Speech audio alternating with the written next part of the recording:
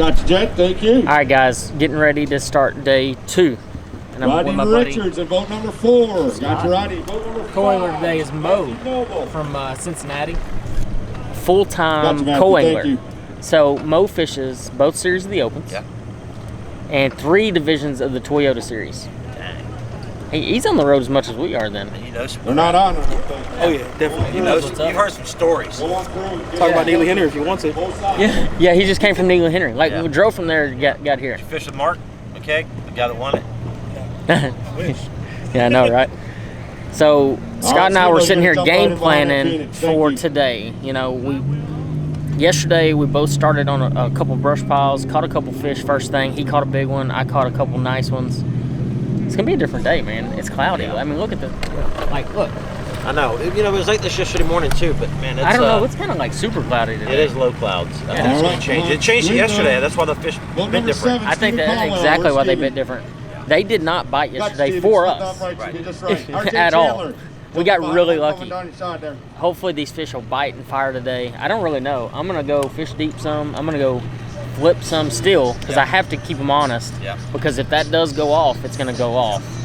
Because they ain't bite yet. They gotta eat at some point, right? Yeah. All right. Well, thank you guys for watching. Good luck. Go catch them today. Hey, if you're on my spot when I get there, we're fighting. Fist fight. Lee's coming from I'll win, even though. Hey, what do we need for a check? What do we need for check range? Check range right now is 14. 14 even? 14 even. I think we need to like a -2 pounds. I think we're like 26 pounds. So you need about 11. He needs 11. I need about 11 and a half to get a check. I really believe that. Like, maybe I'm wrong. But it always gets tougher on day 2s of these. There's no doubt. In the fall at Rayburn. So let's see what happens.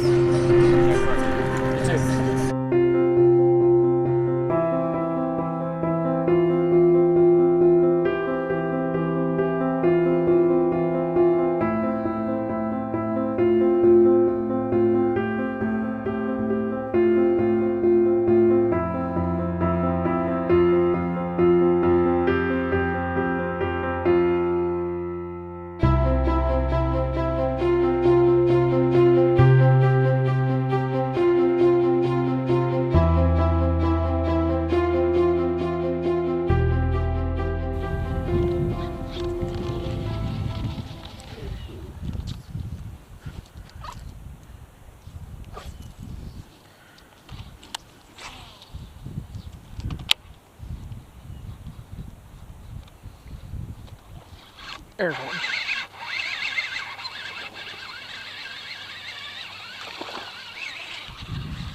Not even a keeper. Well, he might. I actually might need to check him, but I think he's going to be about a 1/4 inch short.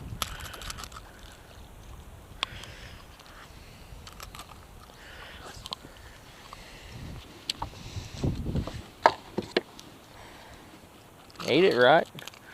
Just way wrong size.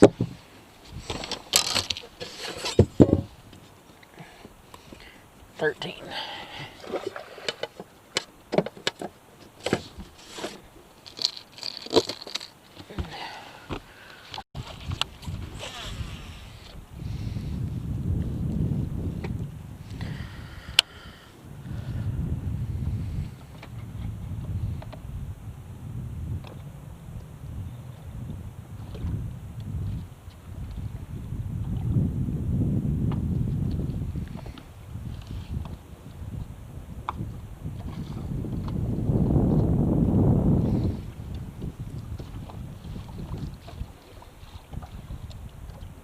Yeah, there he is. Did he drop it? He dropped it. Or he's in the pile. No, he's still on there. Oh yeah. Come on, get out of there.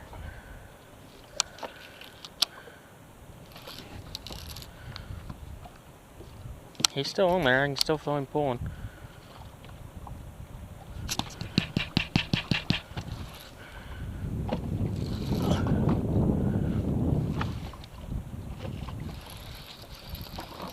Oh, got him. Yeah. Oh, and I got my crankbait back. 2 for 1, baby. Heck yeah. That don't happen often. Look at that. I got my crankbait back and I caught the bass. What? And it was inside his mouth. The crankbait was inside his mouth. Oh, and I got another crankbait. That one's not mine. You're just lucky today. That one, that one actually could be mine. From a while back. He's a keeper, I think.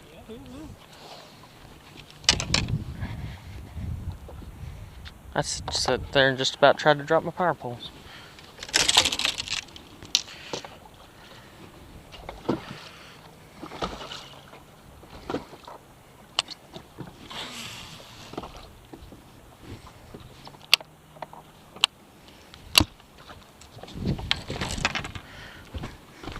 Well, at least I got on the board.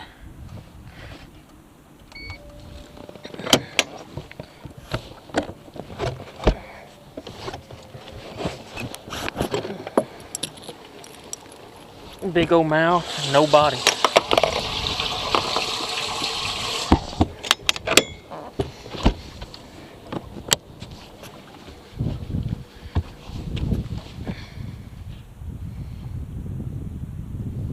Throwing that swim bait in there might have gotten them all worked up. Because that was like next cast. Oh, there he is right there. Oh, he dropped it. What? I got 3 right under the boat right now. Where's my whacker rig at? They're swimming up to my troll butter. Those are bass too, no doubt. I don't know what the hell they're doing out here, but must have followed that in.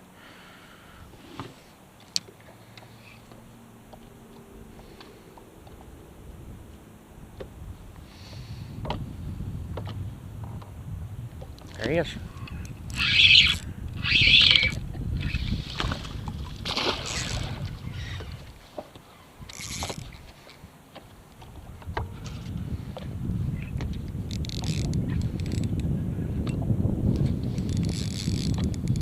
That worked.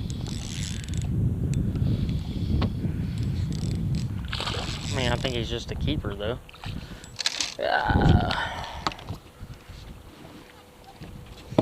Ain't much more than a keeper.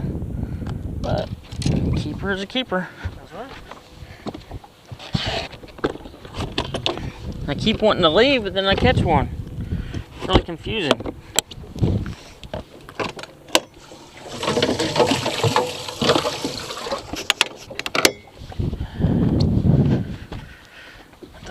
Out there just so I have something in the water. He was way outside the brush pile though. He's just sitting out here on the bottom just chilling. I need to wait. I got the little O-ring still. I need to wait and go. I like doing that. Be like, oh, there's some fish. Donk. Love it.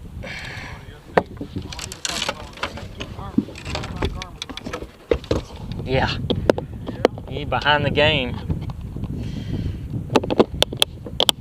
I actually saw those on my 2D though. My regular sonar.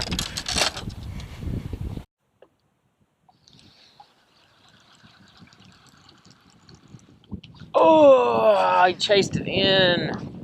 Are you kidding me? You about to hit the dang boat.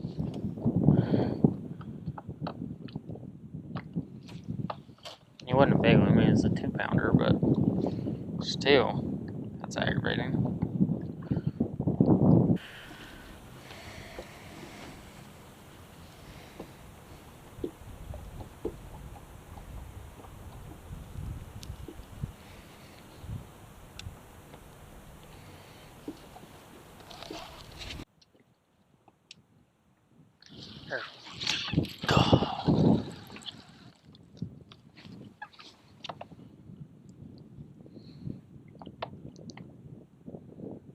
God, he ate the living crap out of, I don't know how, like, I just missed him. Like, I got teeth marks up and down my worm right now.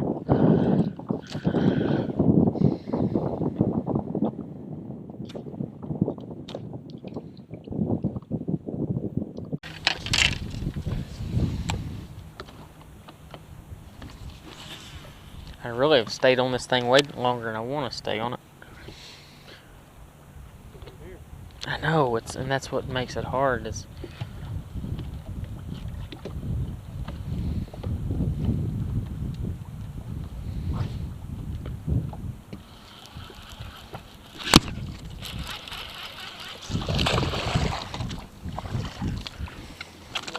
I sped it up and he ate it.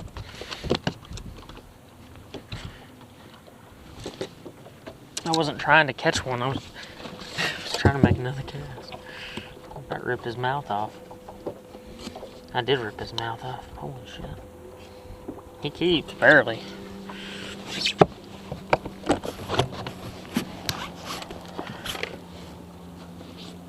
Oh, that thing's broke.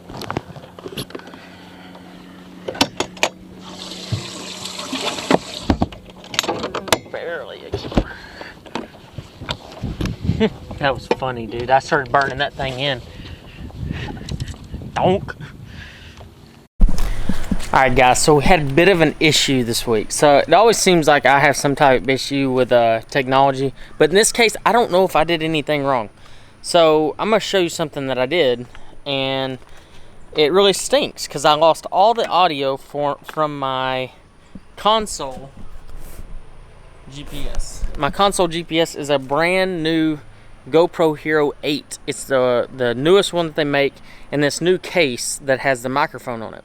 So one thing that I do is I take the battery out and I plug it into straight power on the boat. I always plug mine into a USB port in the console. Well, technically all that should do is give it power. Well, it also takes away the sound. So fair warning to anyone out there that is getting this GoPro Hero 8 and this case that has the microphones built into it. If you plug it into your boat, there's a chance you won't have any sound.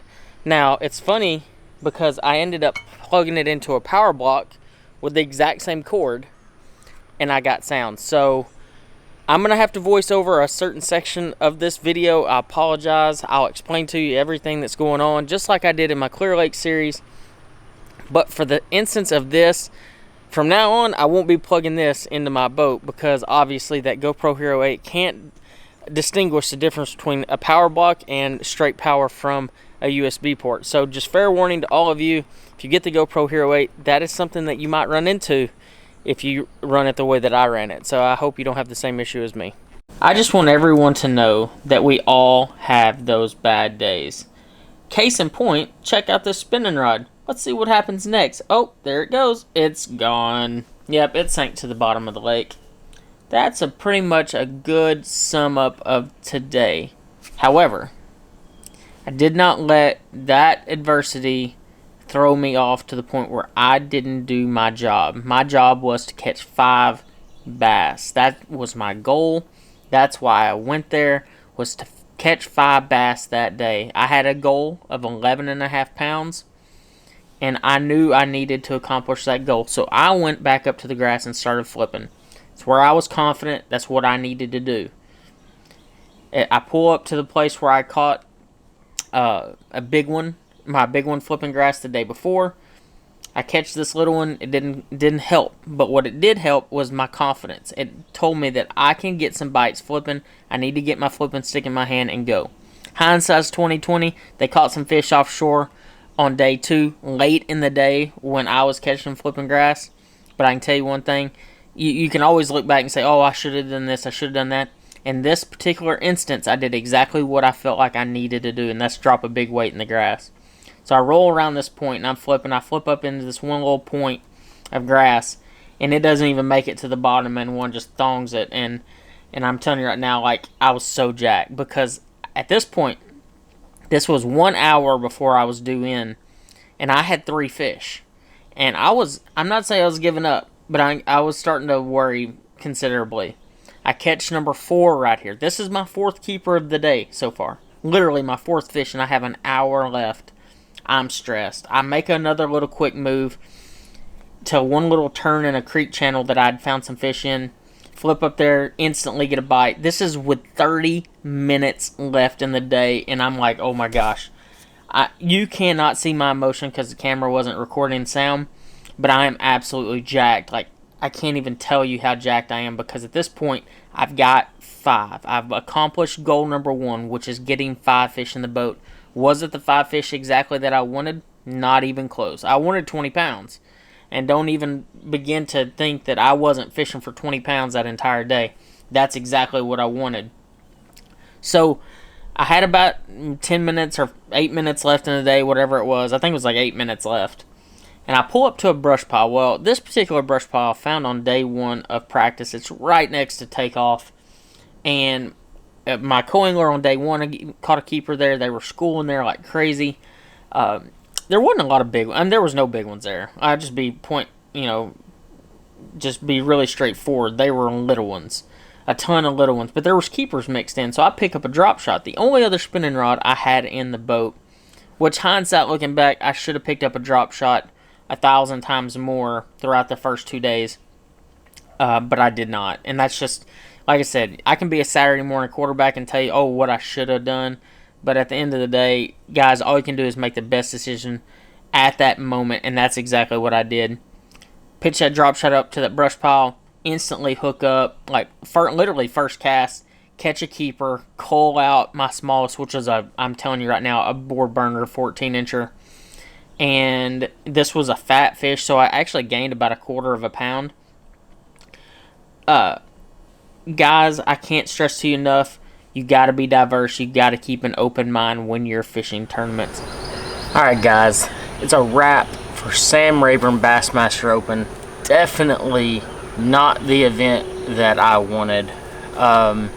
However, I'm looking at the bright side of things. I made some really good adjustments on day 2. And I kept my head down. It was a really easy day to screw up and not catch a limit. And I was thankful and fortunate enough to catch a limit, actually catch a couple more keepers on top of that right at the end of the day. It was all about decision making. Did I make the right decisions to win the tournament? Not at all. Was I around the right places to win the tournament? I think so. Quite a few of the brush piles I was fishing, some of the leaders in the event were fishing them. I hit them at the wrong time or with the wrong bait. Who's to know? Who's to know what the exact bait was, the exact time, because every day it changed. One day in the morning, the brush piles would fire first thing, and they wouldn't fire in the afternoons. Second day of the event, they didn't fire in the morning, and they fired in the afternoon. So, it's really hard to say I knew exactly what time and what bait to throw, because nobody knew. You just had to keep fishing them. And I kind of lost confidence in it. I didn't see it getting better, and I was wrong. And, that's the cool thing about it is, like, I can admit when I'm wrong, and I was absolutely wrong. I didn't approach it right. I didn't keep the right rods in my hand at all times, and I think that was part of the problem.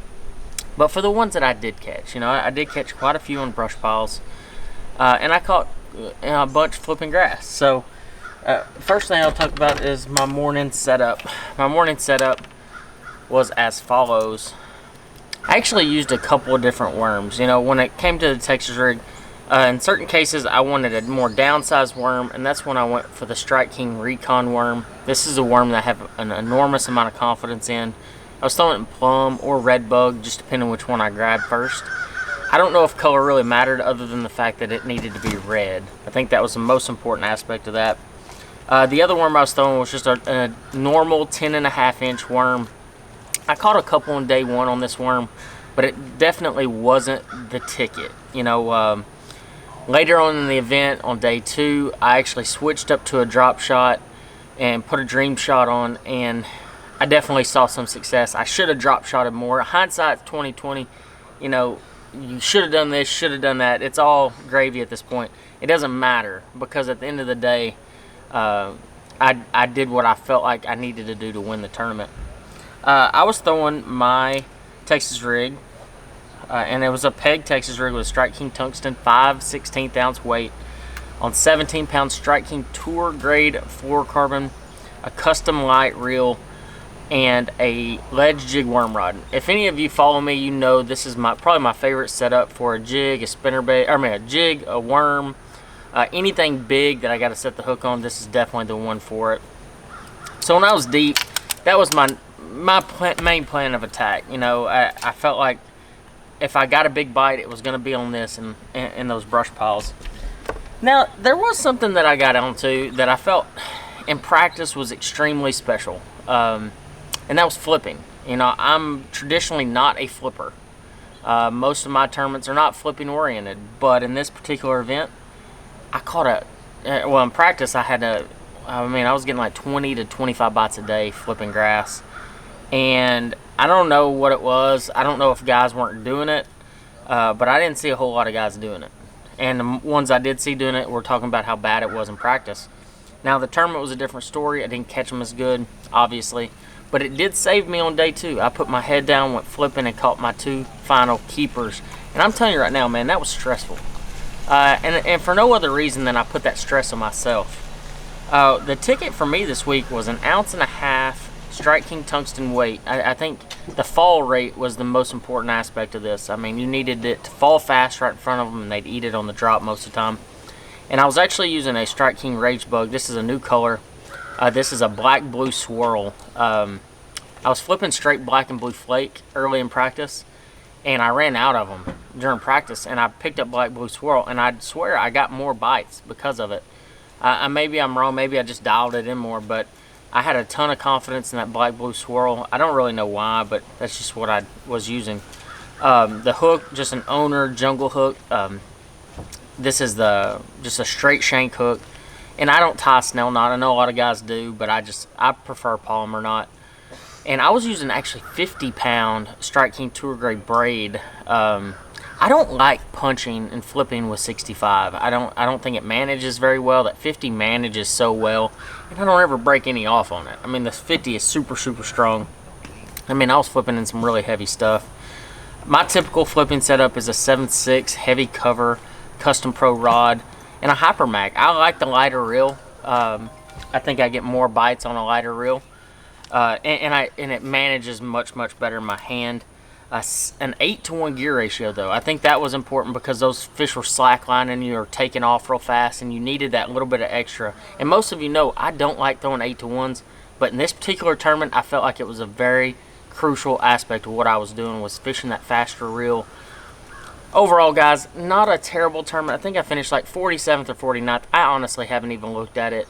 I tied with Todd Castledine. We both had 26 pounds even, but he did get me on the tiebreaker because he had a bigger bag. Just one of those things, though. But overall, not a bad event. If you haven't yet, hit that subscribe button or even like the video. Let me know what you think about it. And, you know, because all that kind of stuff helps. You know, I need to know if you're watching it. I had a co-angler tell me, he's like, man, I watch a lot of your videos. I said, do you ever like them or comment on them? He said, no, you know, I just watch them. I said, well, heck, I didn't even know you were watching them. I can't know if you're watching them if you don't, like, respond in some way. So if you can, hit that like, hit that subscribe button, or comment if you have a question. If you think you have a great video idea, post it below too. Well, guys, that's a wrap for day 2 of the Bassmaster Open here on Sam Rayburn. You know, definitely not the tournament that I expected, but I can tell you one thing. I am very happy with how I put my head down today and caught some fish. I know it wasn't the sack that I wanted, but overall, still a great event. And more so than anything, I made some good decisions. Obviously, it wasn't a tournament winning decisions, which kind of stings a little bit, but I made those decisions to catch a limit and ended up with a little over 11.7, almost 11.5 pounds. So not a shabby day. Ended up tying Todd Castledine. We both had the exact same weight, 26 pounds even. It's kind of funny, actually. But you know what, guys? Thank you again for watching this show. I hope you like it. If you do like it, just hit that like down there. And if you really like it, hit a comment. Let me know what you think about the video series. I'm going to try to do this for every one of them. I'm going to do a practice and travel vlog, and then I'm going to do day 1, day 2, and hopefully day 3 videos. And I'm about to get run over, so I better get going, guys. Thank you again for watching.